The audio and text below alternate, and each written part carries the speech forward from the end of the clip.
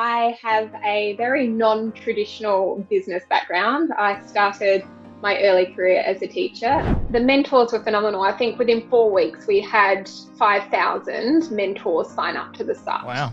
Say, look, take stock. What are you doing here? You can scale this. I didn't even know what the word scale meant back then. If we hadn't gone through the journey, if we hadn't made mistakes, and if we hadn't failed, we wouldn't have been able to apply those learnings to many instances across Kimberlin over the subsequent 7 years.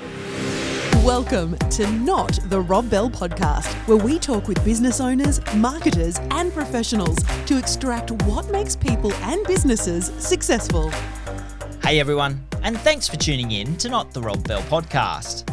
Today's guest, I've got Naomi Lindermeyer, founder and education director at Kimberlin Education. They're an agency bringing important information and supporting teachers in classrooms across the country.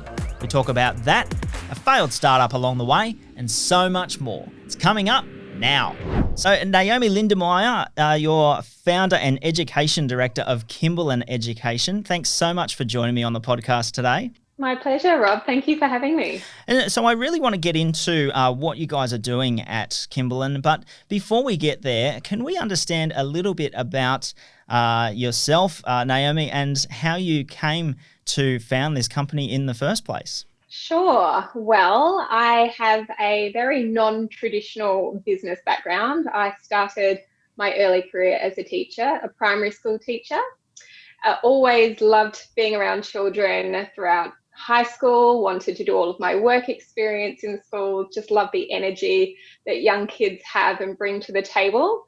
So followed a very traditional pathway, went to high school, went straight to university, straight into teaching, and began my career as a first and second year out teacher. So that's reception in year one or foundation in year one, which was wonderful. But after a couple of years, I decided that I needed to spread my wings and maybe shirk some of that responsibility of being a teacher, and I went traveling. So I still did some teaching in England, and I did some volunteer work in Peru and Thailand and various places around the world, which was fabulous. But when I got back, I decided that it was probably an opportune time to see if there was something else out there that I could maybe bring some skill sets in education to, but that didn't require a typical classroom environment. So I then moved into a role as a communications manager for a company that was at that time utilizing a relatively new type of technology, which was SMS technology, letting parents know if their students hadn't arrived at school. So it was kind of marketed as a safety type of technology. However, it was used a lot for truancy as well. So that was very interesting. I should probably mention as well that I'm from Adelaide, so this all took place in South Australia. And then I decided that a move to Sydney was on the cards for me. So I went over to Sydney and went straight back into teaching because that was my safety net. It was something that I enjoyed and loved. And also I found the business development side of my previous role really challenging because the business development was positioned in a way that it was very hungry and aggressive, and that was not my style at all. I'm much more of a farmer and a nurturer. I love to get to know people, and so that was a little bit of a confidence shaker in that previous role for me. So going back into teaching, my safe place where I love to be with the kids, was wonderful, and decided that primary school teaching again back in Sydney was for me, and loved it. But after a few years again, started to feel that itch that I'm just not being challenged in the way that I think I need to be at this point in my life. So this was in my mid to late 20s. And I thought, right, I can either maybe become a principal, go down that pathway, which is the next logical step for many teachers who want something a bit different, or I could try something completely different. And I had been in quite a few circles in Sydney, friendships and social circles, where this word entrepreneur had started to hit me left, right, centre. It's not really something that you hear as a teacher, but I could see all these people doing incredible things, starting their own businesses, following their own pathways and journeys and really being able to mold something, an idea that was percolating in their heads, and mold it into an amazing business idea. So I thought, well, I've got nothing to lose. I've got no responsibilities at the moment. My partner was totally supportive. So I thought, I'm going to give this a go. So I left a permanent full-time teaching position in a beautiful school in Sydney, which was scary enough in itself because they're like hen's teeth. It is very difficult to get yourself into that position. And I became a sole trader. So that was a huge amount of research. Do I want to do this? What does this mean for me financially? How will I support myself if I can't get any clients? And it was a real challenge to take myself out of a headspace where teachers always get paid a regular salary. You don't have to worry about, where your next paycheck is coming from, through to the unknown of becoming a sole trader. But I decided that I had nothing to lose. So I dove in headfirst and became an education consultant. So I wanted to still utilize the skill set and expertise that I had developed in schools, developing curriculum, writing programs, really understanding the developmental stages of students and what they were looking for. I wanted to harness that with a huge problem that I could see in classrooms and in schools, which was really being able to connect authentic real life learning scenarios back into the classroom. So it wasn't so heavily textbook based, curriculum based, and also to be able to provide teachers with support from industry leading professionals and experts when they came to their programming. That was a really big gap I found when I was teaching, actually being able to find somebody who was in a real life job doing something real to talk to the students. It was a real challenge. So that's a bit about my history and where I decided to focus my energy, and really stumbled across quite a niche. So there wasn't any organisation doing what I had envisioned doing in terms of going out there to businesses and charities and government and saying, look, let me help you take your key messages and position them in a way that teachers will be able to utilise in the classroom. So connect to the curriculum and harness the expertise that they have in their organisation, but bring it into the classroom in a way that was going to be able to be utilised by teachers and then friendly enough for students to actually wrap their heads around. So age appropriate language and content. So that was back in 2010. And from there, it launched and it kind of grew legs and had a life of its own. So we've been going strong for 10 years now. I was going to say, I see your 10-year anniversary coming up for Kimberlin very soon, which is a huge achievement, absolutely huge. So before we get to Kimberlin, there's a few bits in that story that I'd love to sort of pull apart if we can. And one is mere curiosity. And so you've taught in Australia and in the UK.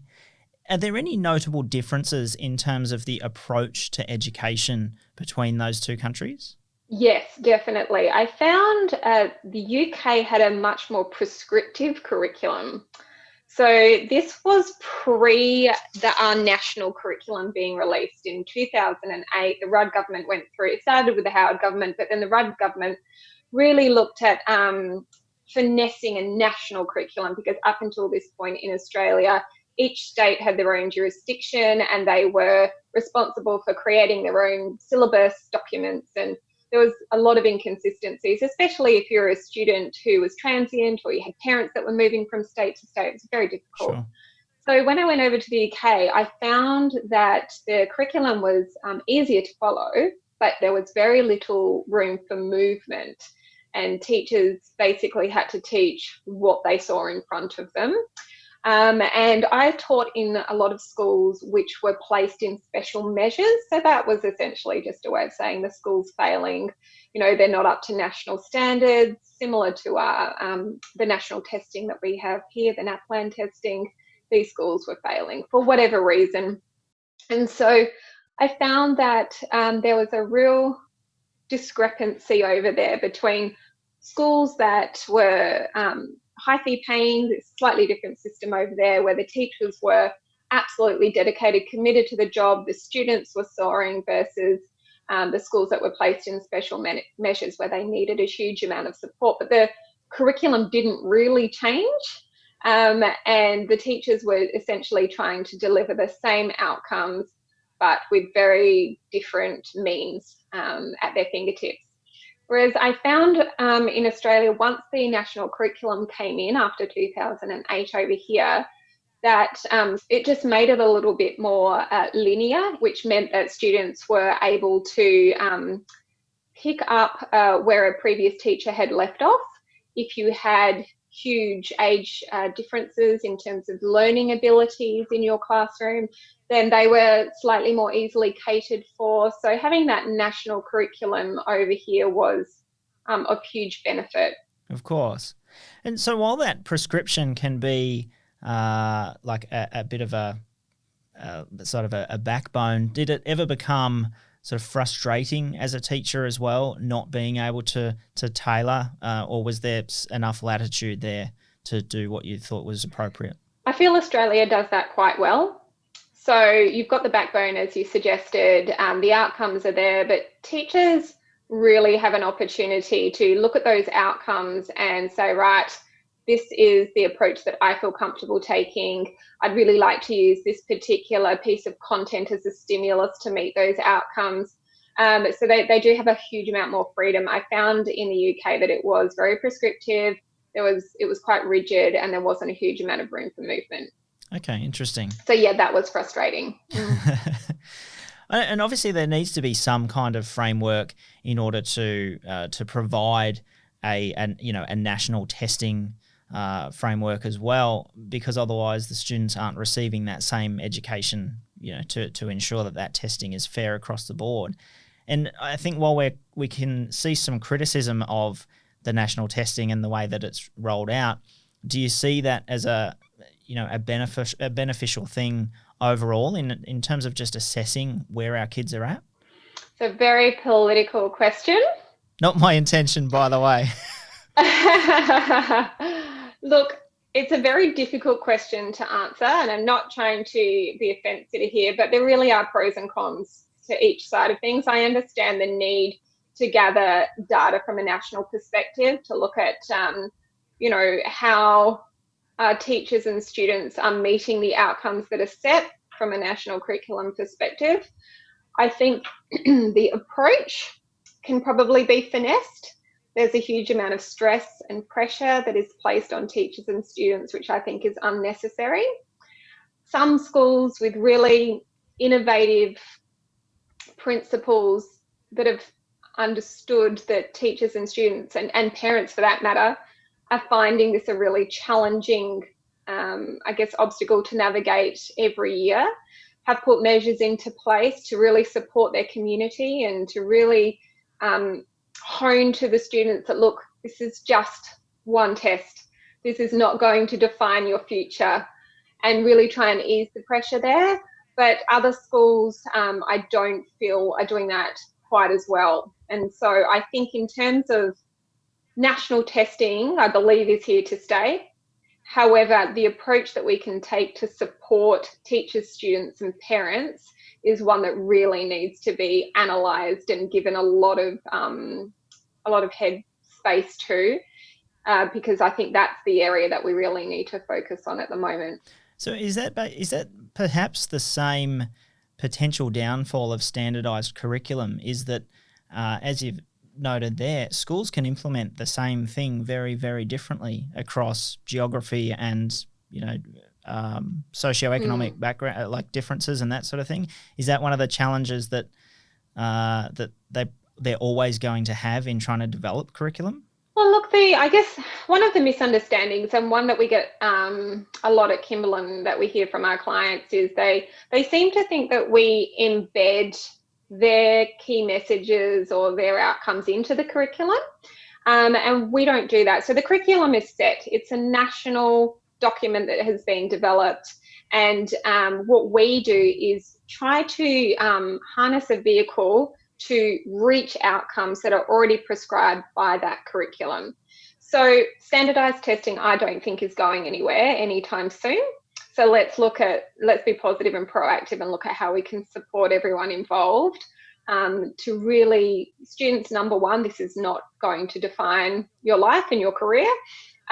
Teachers, let's try and take some of the pressure off. They're already so overworked and so bogged down by red tape, and their performance is judged on a regular basis. And parents, I know they're feeling hugely overwhelmed, especially with the recent homeschooling environment. Sure. As to how they can support their children, and what emphasis should they be placing on that plan. So I really do think that there's a big education piece there that needs to be done, and that needs to be done from a national approach. No, that's quite an answer, and I don't want to get political. It was merely a personal curiosity of sorts, and some very interesting perspective. But one thing you just mentioned was around support, and one thing that I understand Kimberlin does is find ways to support educators and roll out all sorts of things. Can you give us a little bit of a rundown about what that is and what you guys are doing? Sure, absolutely. Well, that was the first and foremost, when I set out as a sole trader, that was the one area that I wanted to tackle, because I saw how many teachers were burning out around me, and the amount of hours that teachers put in their personal time in the evenings and on the weekend. It's no surprise. It's been talked about in the media for many years that the public perception of what teachers do and the hours that they put in is vastly different to the reality. Oh, nine to 3 and 12 weeks holiday, right? Exactly. So I have spent many years trying to dispel that myth and educate people that teachers teach between 9 and 3. So they actually facilitate and they deliver. But there's a huge amount of preparation and work that needs to go in to ensure that happens. It doesn't just all tumble out of their heads in the morning and throughout the day, and then they knock off at 3 and go home and have a glass of wine and put their feet up. So what I wanted to do was see how we could stop teachers from reinventing the wheel, because there was a lot of work going into planning the same things year on year. I should preface that by saying teachers are also quite transient. So it's unusual or uncommon these days to find that a teacher will be teaching year 3 for 5 years or teaching year 7 for their entire career. Sure. So they're very often moved about. So every year they might do year 1, and then the next year they'll do year 6, and the following year they'll do year 5. So what teachers were doing was really just having to replan and reprogram for that new year level every year. And in primary school in particular, teachers are generalists, so they have to teach all subject areas. High school is slightly different, but still it's not just that they're a geography teacher. They do have to teach quite a few different subjects in and around that space. And so I wanted to take stock and have a look at what teachers were spending their time on, which tended to be planning. And then I wanted to look at where they were finding the materials to support them with their planning. And it was true back when I left in 2010, and it's also very true today that teachers' number one go-to to find sources of information that they're teaching on a particular unit is Google. And so at Kimberlin, what we try and do is look at the curriculum, look at the outcomes, and look at all of the content that needs to be covered. And then we create units of work and resources that are already developed by teachers. So that's probably the key important part or differentiation point of our business, is that teachers develop these materials. We have them all in-house. And then have them available to them online in an easy to access portal where they can jump in and say, oh, great, okay, I can see that there's a unit of inquiry here, fits in beautifully with the STEM topic that we're doing at the moment. And then the idea is that they can take that and manipulate it and change it to suit their own environment, suit their class needs or their student needs. But the majority of the content work has been done. The majority of the kind of the thinking process is being done for them. And so that was the crux of what I wanted to do when I left. I wanted to support my colleagues that I could see burning out. Teacher burnout is a huge thing. Gabby Stroud is a very famous Australian teacher that's been doing a lot of media trying to raise awareness of that. She actually really tries to focus on the fact that teachers just don't get the support that they need. And it's very true. We're just in a box all day, every day, with 25 to sometimes 35 students from 9 till 3. And so creating the mental support and the collegial camaraderie is really important from that perspective. So there was a range of reasons as to why I decided to focus on resource development for teachers. And also because I found in my own classroom when I was teaching that it was around the time that the stimulus package had been brought in and schools were being provided with hardware. So schools were getting interactive whiteboards, this really amazing new piece of equipment that essentially acted like an overhead projector when we first got them. And we were told, you need to be using this. This is an amazing piece of technology. You should be harnessing it and using it in every lesson. But I didn't find that we were really provided at that point anyway with the training that we needed and the resources. Everyone was actually having to create their own resources to go on these interactive whiteboards from scratch, which when you're trying to, program and plan and teach, trying to learn a new piece of technology or a new piece of software on top of that is very time consuming. So we wanted to cut all of that work out for teachers. That's really amazing. And I think we probably see, this is an assumption, but I think we see more of that sort of thing happening with more rapidly evolving subjects such as STEM entering education. And so, I mean, you've spanned sort of the pre-STEM and not the post-STEM, but I guess including STEM era of school education. How has that changed what you guys are doing and the needs that teachers have for that type of content? I would say the biggest change that I've noticed would be in teachers' fear factor around embracing new technologies. So in the mid-2000s, early to mid-2000s, you're always going to have the innovators that are so excited with new technology and embrace it and want to learn everything about it.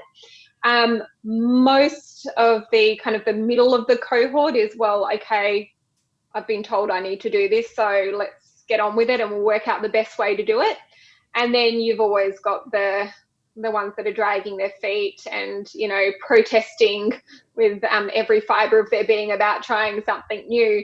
And so I think that what I've noticed now, as opposed to when all of the technology was emerging in the mid-2000s, is that teachers are just much more willing to give it a go. The fear factor seems to have been removed somewhat. I think that the unknown is being trialled and tested, and they're able to see that using technology in their classrooms is certainly a time saver in many instances. They also understand that, the student cohorts that are coming through now are digital natives. They need everything at their fingertips. They need bite-sized learning. Their attention spans are short. They're also used to, incredible animations that they see in movies. So things have to be really visually and aesthetically pleasing. So I think that teachers have really cottoned onto that and understood that unless they embrace the use of technology, they're going to lose their students' interest. They won't be able to really harness that. So that's probably the biggest difference that I've seen in the last 20 years. It's in teachers' willingness to give new technology a go. That's interesting. And I mean, there is a reasonable fear factor there in terms of, particularly in, say, programming, where, if we wind back the clock, say 30 years, it was in schools, but in a very, very small way. There was, say, the computers class or something like that. I remember doing coding in high school, but it was still very, very niche. But now all those things are becoming mainstream and more visual. It's not writing lines of code. It's My boy's 7 and he's been coding games on his iPad and that sort of thing.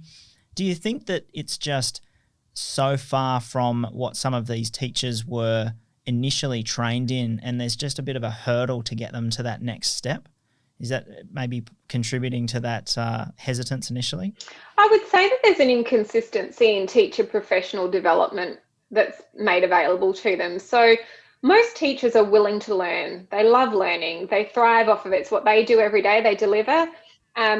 Professional development's really important to them, but there is no standardized or national approach to providing professional development to teachers, and that's a huge issue. It's very much up to principal discretion.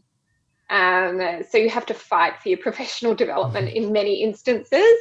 I would suggest that if we could really harness a program that enabled some fairness and equality for professional development, teachers would be much more open and willing to take on new courses. But as it is, teachers spend a huge amount out of their own pocket on resourcing their classrooms, and they spend a huge amount on their own professional development and their own professional learning, as we all do.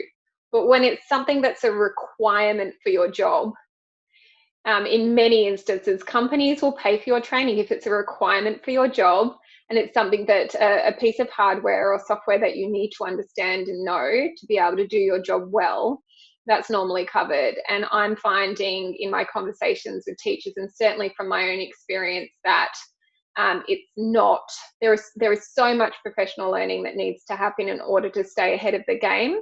So in terms of being able to stay across those latest innovative practices, teachers really need to be doing a huge amount of professional learning. And in every state, there is actually a requirement of how much professional learning in terms of hours needs to be done, similar to your chartered accountants and so on. However, access to that is difficult because invariably you've got the expense of having to get a casual or a supply teacher in to cover your class if you need to leave for a day or a week or however long it is. And then teachers actually finding time to do online learning out of hours with all of the programming, all of the reporting that they need to do, the data collection. It's just a really challenging environment. So to answer your question, I would say we need to focus on professional learning for teachers in order for them to be able to jump that hurdle and really start to embrace a lot of the new technologies that are out there. And I feel as though a conversation needs to happen around the fairness and equality across the board in the 3 different systems. So the Catholic systemic system, the independent system, and the government system. Again, there is no continuity there on how teachers receive access to professional learning. Sure. Yeah, no doubt. I think that the professional development side for teachers is certainly something that isn't given enough prevalence, and we don't really think about it. Even though, we all know, as you say, chartered accountants, GPs, they all have to continue that development because the industry does move with the times. But it sort of brings us to this other aspect of education and the role that private institutions play in terms of bringing products into schools and education tools into schools. How do you see that interplay between educating the teachers directly or bringing in, say, workshops and third-party activities into that curriculum? It's a fine balance to get right, and one that I have taken great pride in finessing over the last 10 years to ensure the integrity of Kimberlin Education is maintained. So we work with organisations that have got a really strong, purposeful message or content that is going to be of added benefit to teachers and be of added benefit to the curriculum. And so we have had to say no to working with organisations before.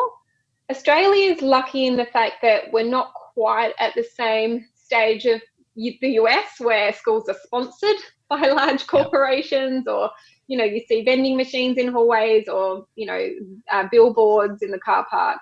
We're not at that point, thank goodness. However, there is a very fine balance to strike between marketing a product or a message to students that isn't appropriate, versus how we can actually take the expertise of an individual or an organization in terms of authentic real life learning, what they do, how it works for them in the real world, and deliver that into the classroom in an age appropriate manner. I think the reason Kimberlin Education has done that so well is because at the heart of everything we do is a group of teachers who always have our teacher hats on. So we review everything. We even review the ideas before they get to a point of being developed to say, right, would this fly? Does this meet the outcomes? What are the students going to achieve by engaging with this resource? How is this resource going to support teachers? And if it doesn't tick all of those boxes, then we do need to say no to them. But it is a really difficult balance. But I'm so proud of the organisations that we've worked with over the last 10 years. So we've had over 75 clients now, some big blue chip corporates, government organisations and not-for-profits. And, you know, their messages vary so widely. Yeah. But they all fit into some aspect of the curriculum, or they've got a really important social message or emotional message. It might be on cyber safety, it might be on bullying, it might be on financial literacy. There are so many different areas that organisations and expert individuals can bring to the table and support teachers in what they're doing. But I agree with you. When I first tell people what I do, it does take a little bit of explanation so that they understand that what we're doing is purposeful and meaningful and totally connected to the curriculum and what teachers are looking for. We're not just, you know, replacing a 45-second advert on TV with a 45-minute lesson. It doesn't quite work that way. But I do think it comes down to the educational integrity that we have in-house, with our teachers looking over everything. Certainly sounds like it underpins the delivery of successful, everything that you're putting into the schools. And because one thing that springs to mind in this space, and you mentioned it, financial literacy, and there was some criticism a little while ago around the involvement of Dolomites I remember Dolomites when I started school, and I don't want to get into that because that's not what we're here for, but for a company who has a product or service that can contribute to curriculum in a school or an education scenario, are there certain things that they really need to be mindful of when they're even trying to go down this route before they try and approach schools or someone like Kimberlin to help facilitate the process? Absolutely. I mean, they need to identify what their end game is. So why do they want to get into schools? That's the most important question that they have to ask themselves. And then we need to kind of flesh that out with a whole range of questions and, look at what their outcomes are and whether they are literally just trying to hit a KPI that ticks the box, or whether they genuinely have an interest in supporting the next generation of Australians. And so that's up to us. And mostly that rests on my shoulders as an education director of the company, to identify what it is that they can offer, why they want to offer it, and then how we can best approach the resource so that it does actually connect very well with what teachers are teaching in the classroom and what they're looking for. So my answer to that question would be, take a long, hard look at why you'd like to get into schools. If you are looking at really trying to give back, so maybe it's a corporate social responsibility initiative of your organisation, you're trying to give back to the community, or whether you have got an amazing wealth of knowledge at your fingertips, if it's in the IT sector, and you want to be able to look at developing the talent, the pipeline that's coming through, so your organisation can really take their pick from talented professionals that are coming through and graduating at the end of year 12. Those are all good motivations. If it's simply to just sell a product, then not so much. Yeah, no, that certainly sounds like it needs more than just profits as the driver to get into schools. And I mean, I know it's an area of interest for mine is, the technology T part out of STEM. And I think that's where we see so much in innovation, maybe because it's just that it's 2020 and because, I mean, the science and the maths parts of STEM and all the rest have been there, for as long as the curriculum has been around. But the technology aspect evolves so rapidly. Do you see an increasing role in, say, technology providers or technology-focused education coming through this sort of pipeline? Yeah, absolutely. I mean, edutech is one of the fastest growing, if not the fastest growing sector at the moment. And there is a huge amount of startups in this space. EdTech startups is kind of its own huge, comet that's hurtling through at the moment. I think, again, organizations just need to take stock, or startups need to take stock and look at why they're developing what they're developing, and talk to teachers and talk to schools to find out if they want it. So the technology is wonderful if it's needed, if it's required, if it's going to make life easier for the end user, and it's going to support teachers in this instance with their planning or role attendance or whatever it happens to be, data collection.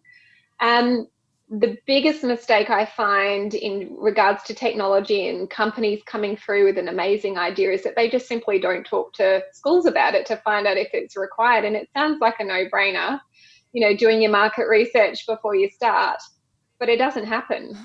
And so you might get, and look, I'm guilty of that personally as well. Like, my business partner and I invested quite a significant amount into a startup a few years ago, which we thought was just such a cracking idea, but we didn't do a huge amount of market research beforehand. And unfortunately, that business idea was just unable to be commercialized, even though the concept around it was brilliant, that we just hadn't done that research beforehand on how we would actually turn a profit and make the business tick over, which was a challenge. So I would suggest talk to teachers, talk to students, talk to parents, and talk to schools. Find out whether this amazing idea that you've got will actually come to fruition, if it's got legs, and then if so, yeah, go for it. But otherwise, maybe go back to the drawing board and see how you could reframe it before you develop your MVP. So it's pretty standard advice from a product delivery or product development standpoint anyway. Don't just look at the fact that there are schools and are students. Check that they actually want these things to begin with. I'm sure I'm preaching to the converted. It sounds so obvious, but the amount of organizations that I see doing it without having done the research is phenomenal. That's something that we do in-house at Kimberlin. We try and start every single project, every new campaign, every new client by doing market research first. And we're really open about that. We say, just because we've got a great idea and we think that we can do this for you, doesn't mean that that's actually going to be utilized in the classroom. So let's go out there and let's ask. We do focus groups, we do quant and qual research and surveys before we start most of our resources for our organizations. I mean, it wouldn't be the first time that we talk about confirmation bias and, people going into things with blinkers on. So I think, yeah, perhaps it's just general marketing and general product development. Just because it's education doesn't make it any easier. If anything, it probably makes it a little bit harder. So you touched on something a second ago with your startup that you tried to launch with your co-founder. And if I'm not mistaken, that was called Propel Her? That's correct. Can you give me a little bit of a rundown around that and maybe the missteps that occurred, but what the intention was as well? Sure. So, look, it's a bittersweet journey. It was a bittersweet journey for my business partner and I. So Danielle Fletcher, who is half owner of Kimberlin Education and my business partner, and an absolute gun, she joined me in Kimberlin 12 months after I started. So I started as a sole trader for 12 months, and then Danielle came and joined me back in 2012, beginning of 2012. And we had met through a mutual contact. We worked really well together, and she had a completely different skill set to myself. So her skills are in marketing, communications. She's got an org psych background, and just an absolute gun at everything that she does, and a really complementary skill set to myself. So after 12 months of working on Kimberlin, and obviously converted it to a proprietary limited company and did all of the checks and balances there, we were just absolutely blown away by the amount of support that we received from individuals that didn't know us, had nothing to do with us, had no motives in terms of gaining anything. And we had a conversation about it one day, and I just can't believe how many people want to help us at this beginning stage of our journey. So as an aside to Kimberlin, we wanted to try and give back because we felt really fortunate that we had been in a position where people were willing to give up their time and their energy and take an interest in us. And we wanted to do the same for others, and particularly women, because we did find, and we've had quite a few stories over the years of not being taken seriously in business, which is a whole nother conversation. Sure, but yep. We wanted to give back to women in particular. So we decided to create an online platform that matched female mentees with male and female mentors. And the idea was that, there's plenty of mentoring programs around, but we didn't really feel as though just because you were given a mentor or you asked somebody to be your mentor, it didn't necessarily mean that that personality fit was going to work. And so we decided to develop an algorithm that matched personality of each of the mentors and the mentees, as well as all of the other criteria in terms of the outcomes and the industries that they were in.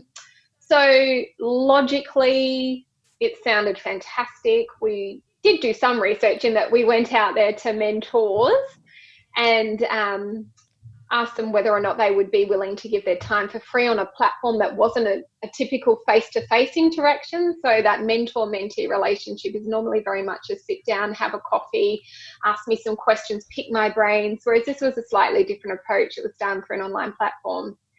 The mentors were phenomenal. I think within 4 weeks, we had 5,000 mentors sign up to the site, Wow. which was absolutely phenomenal. And we're talking kind of C-suite executive levels. And they just wanted to give back. Where we found the difficulty was mentees actually realizing that this was not too good to be true and actually getting them to sign up and then looking at how we were going to commercialize that platform. So I won't go into too many details, but essentially that was a really hard lesson for us. We poured a lot of time and energy and capital into developing a platform. We had all of these incredible mentors ready to go, and then we couldn't commercialize it. So that was a really hard journey. We had an amazing lady called Glenys Carroll come in. She was the ex-MD of RSVP to look at how we could potentially try and commercialize it. She spent 6 months with us. And essentially we came to the conclusion that we had to make a decision between Kimberlin and Propel Her. And Kimberlin had always been ticking along in the background. It had bootstrapped Propel Her. And obviously I hadn't finished with Kimberlin. In fact, we hadn't even really started with Kimberlin and the potential that it offered. So we made the difficult decision to put Propel Her to bed, although we made some incredible connections over that time, and we still have relationships with the mentors and have been able to support back in other ways. So support via Kimberlin and offering help with education and resources and other contacts. But it was a couple of years worth of passion and energy that didn't really eventuate the way that we'd foreseen. Yeah, no doubt it was a really tough decision to make to wind that down ultimately as well. And especially when your time and resources become divided through this kind of parallel effort that's happening. If you look with the power of hindsight, is there something distinct you would have changed, or can you still not see the what would have changed that outcome? That's a really challenging question, because I feel as though if we hadn't gone through the journey, if we hadn't made mistakes, and if we hadn't failed, we wouldn't have been able to apply those learnings to many instances across Kimberlin over the subsequent 7 years. I wish I hadn't lost money and the time at the beginning. I mean, that certainly, in hindsight, I wish I could have changed that aspect. But Look, going back to what I said in your previous question, I think we probably should have just done a lot more research in and around how we would commercialize it. The idea was fabulous. The volunteers were there. They were chomping at the bit, ready to go. But it was a huge amount of maintenance work. So it was not as though we could just set and forget and let it run. And we just didn't have the funds to be able to have it kind of registered as an organised charity and have that all running along in that respect and run Kimberlin at the same time. Sure.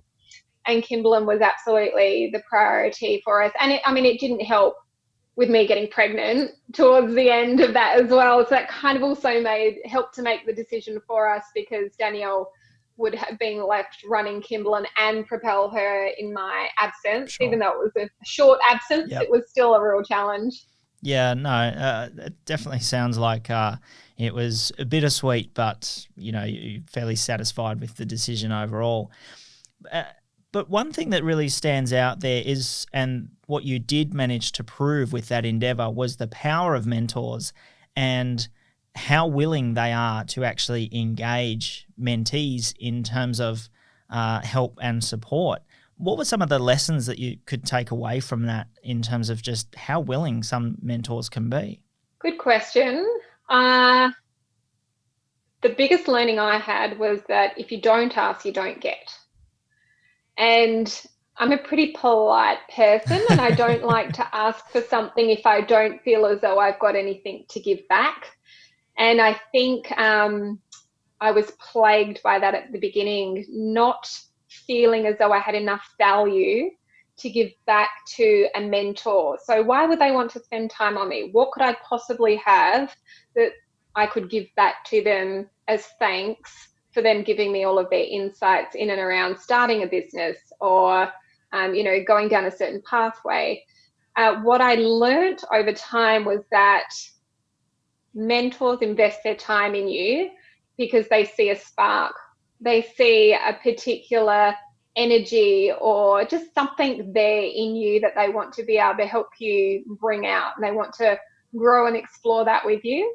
And most mentors have got a genuine interest in supporting their mentees from that angle.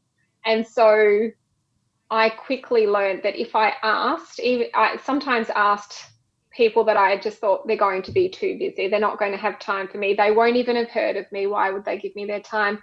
But if you ask and you position it in a way that you're really passionate about what you do and you've got something to give back to the community or whatever it happens to be, most people are willing to at least have an initial conversation with you. And if they're not the right person, they'll point you in the direction or provide a connection with the person that is. So my two learnings out of it would be, if you don't ask, you don't get, and understand your value and your self-worth, because you've always got something that you can offer, even if it's just a conversation piece. The mentors are genuinely interested in you and supporting you and your growth as a professional. That's amazing. Hey, if that's all you learnt from that period, it sounds like it was probably worth it. But so what role has mentorship played in your career path? And, you speak from experience, not just from anecdote. So can you give us some of the information on how that's been pivotal to what you guys are doing? Yeah, I've always had mentors right from the get-go. My very first mentor in my professional career was the first school principal I ever had.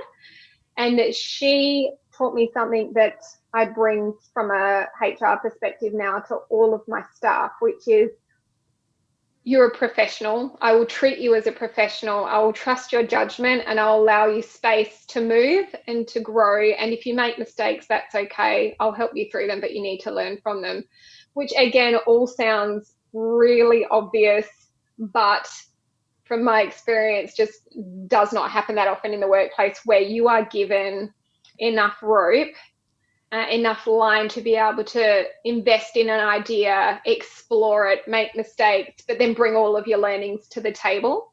So my first school principal, my first boss, was instrumental in developing a sense of confidence in myself that if I make mistakes, it's okay. she'll be there to support me as long as I can justify a rationale as to why I've done what I've done. And I take that approach with all of my staff now. Say, you're a professional. I'll treat you as a professional. You don't need me micromanaging you. Go out there, explore an idea, come back to me with what your thoughts are, and then we can flesh it out together. So my first mentor was really instrumental, and I've taken that approach my entire career, which has made it really difficult when I was employed. If that approach wasn't then applied to me again, I found it really challenging to be micromanaged. And with all of the mentors that I've had since then, they've all really harnessed that philosophy that the reason that they work with mentees is because they see something in them and they really want to encourage them to explore that idea, that spark, that sense of individualism. And I've been able to position myself so that I've had business mentors, or I've had mentors for aspects of my personal life, so public speaking, for example, or whatever it happens to be that I feel as though I need to be able to sound ideas off of, or, really learn one-on-one from their experience. And so I don't think there's ever been a time in my career where I haven't had a mentor. Sometimes I've had a few going at the same time. I've had some incredibly amazing mentors in tech and development in and around the time that we started Propel Her. I mean, I'm not a developer. I have zero background in technology and what I needed to do to start a tech platform. So I was fortunate enough to have a mentor there that was really able to say, look, take stock. What are you doing here? You can scale this. I didn't even know what the word scale meant back then, and really be able to support in the journey there. So mentors have been really powerful. Some of the mentors I've just found access online. I've just found an email and reached out to them that way. Other mentors I've met through social circles. Other mentors have been introductions, friends from friends.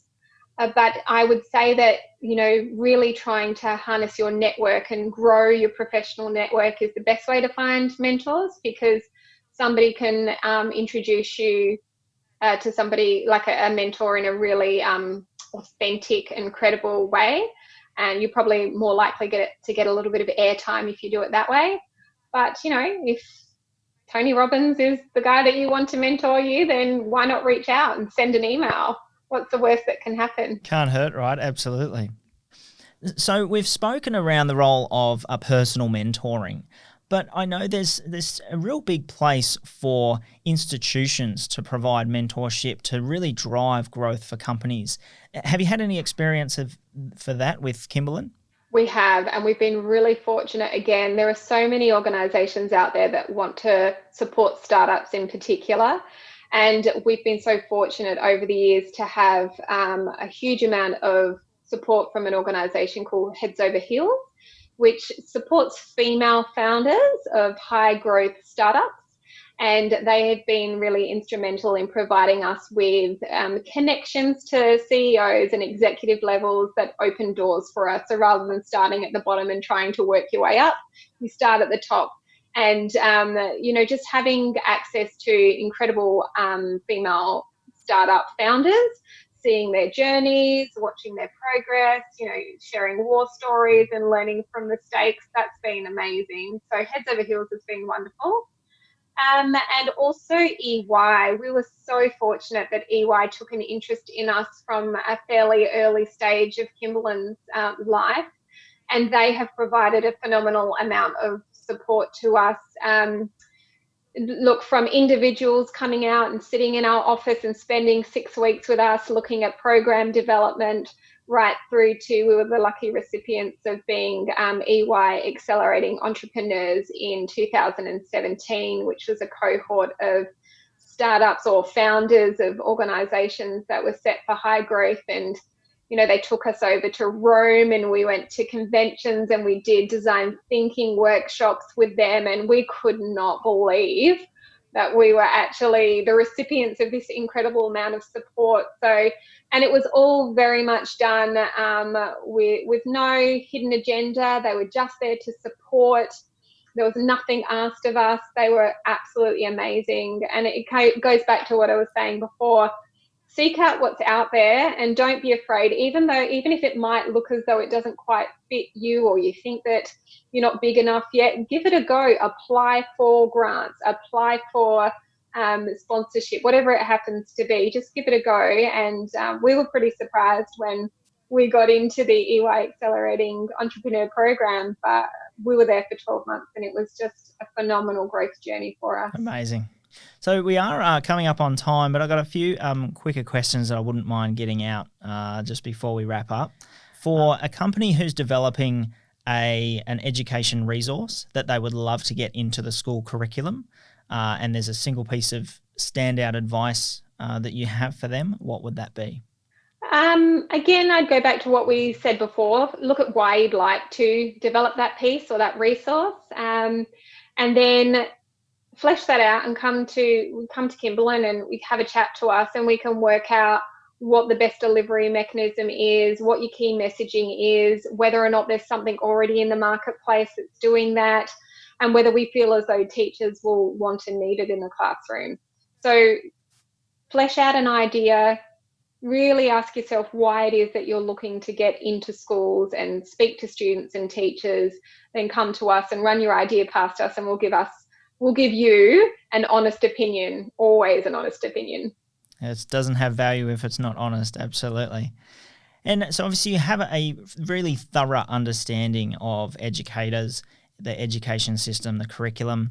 Is there something that you see as something that they need support with that still isn't being fulfilled by standardised curriculum or a third party? Yeah, the real life learning piece is missing, in my opinion.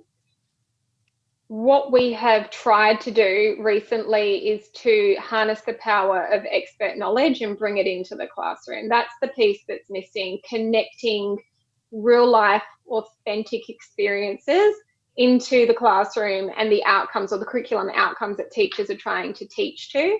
And that's a huge issue because, students are graduating high school with very little understanding of the real life practicalities of what they're learning. And there's a huge piece missing. So where the opportunity lies at the moment for organisations is to take a look at your industry experts and your professionals, look at the value that they have, the wealth of knowledge, and work out how you can actually present and deliver that into the classroom to support the teachers in meeting those outcomes, but really get the students excited and engaged in their learning and say, oh, I understand what, my teacher's been trying to teach me about this. This is what it actually looks like out there in the real world. And, I didn't realise that particular concept could take me in this direction, or this career path is just opened up to them because they've heard somebody talk about an industry that they're in where they started off with a completely different qualification and they found a way into it utilising their skill set. So I would suggest harnessing the power of experts and bringing experts into the classroom is where we need to all be at the moment. And that's what we're really excited about at Kimberlin today. It'd be interesting to see what happens in that space. And so is there anything else that you'd love our audience to know about Kimberlin or what you guys are doing right now? Well, the thing I'm really excited about is a new offering that we are spearheading called the Expert Classroom, which follows on from what I just said. And we have got some amazing experts lined up to talk to students right around Australia. So we kind of pre-record a video really getting into the nitty-gritty of what they do, what they know, and how they apply it in their job or in the real world. And then we do a live Q&A session every Friday where we have a half an hour live stream with the expert and students can actually ask questions in real time we use Zoom platform and we live stream to YouTube and Facebook. And they can ask that expert anything. Awesome. So we launched last week. We had an incredible author, Matt Stanton, and the questions that the students were asking from schools right around Australia were phenomenal, really engaging, and stuff that they just wouldn't really have the opportunity to ask unless you were in the environment where you could actually see them and ask in real time. So They learnt all about, how his books were published and where he gets his ideas from and how he comes up with the ideas to draw his characters, which really brings a huge amount of meaning to what they're doing in the classroom when they come down to write narratives or whatever it happens to be. So being able to connect a real life expert directly into the classroom, utilising the technology we've been chatting about today, is an amazing opportunity. So that's what Kimberlin's doing at the moment. We're really excited about it, and we've got some incredible experts lined up for the rest of the year. That's amazing. And that Q&A would certainly add an amazing dimension for the students having that direct access. It sure does. It is moderated. Of course, yeah. Yeah. But look, it's an amazing opportunity for them. We've had some brilliant feedback. That's great. And so for someone in the audience who wants to reach out to Kimberlin, where can they find out more about you? If you're an organisation and you want to chat to us about potentially developing some resources or, getting one of your experts featured, go to kimberlineducation.com.au. If you're a teacher and you're listening and you want to access those resources, go to keteacher.com. Amazing. I'm sure some people will be checking that out. Naomi Lindermeyer from Kimberlin Education, thank you so much for your time. It's been amazing. It was an absolute pleasure. Thank you so much for having me. Thank you. There you have it.